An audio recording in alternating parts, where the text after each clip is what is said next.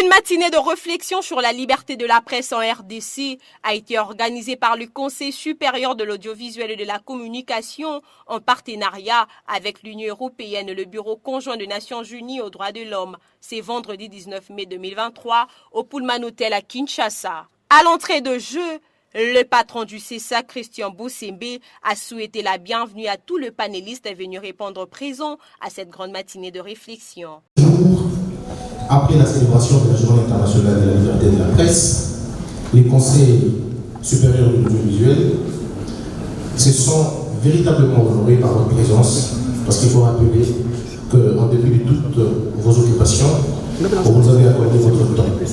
Pour Christian Bossembe, la liberté de la presse a toujours été considérée comme dangereuse dans plusieurs pays depuis la nuit de temps.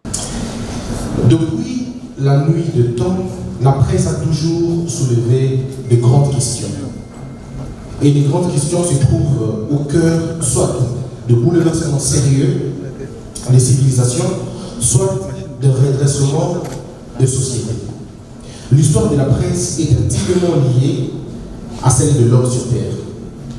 Puisque la presse veut aussi dire mettre la lumière sur une question donnée, partager les informations, partager les nouvelles.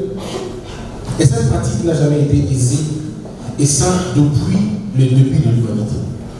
Dans le même ordre d'idées, l'ambassadeur du Maroc en RDC a partagé son expérience vécue au pays de Félix-Antoine Tshisekedi Tshilombo.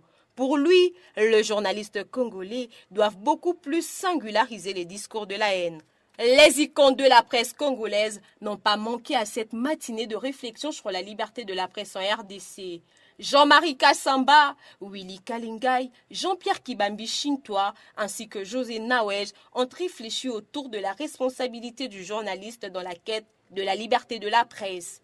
Kibambi Shintoa, lui, s'est plaint du fait que plusieurs organes de presse n'ont plus la culture du conseil de rédaction et que cette valeur doit impérativement revenir afin d'éviter la culture du buzz. À son tour, Willy Kalingai fustige le fait que l'environnement détruit ou contraint le journaliste à aller en l'encontre de l'éthique et de la déontologie. Jean-Marie Kassamba a évoqué la théorie de deux poids deux mesures qui bat son plein dans le monde médiatique. En prenant la parole en dernier, José Nawej déclare qu'il y a un prix à payer pour avoir une presse responsable. Notons que le 3 mai a été proclamée Journée mondiale de la liberté de la presse par l'Assemblée générale des Nations unies en 1993.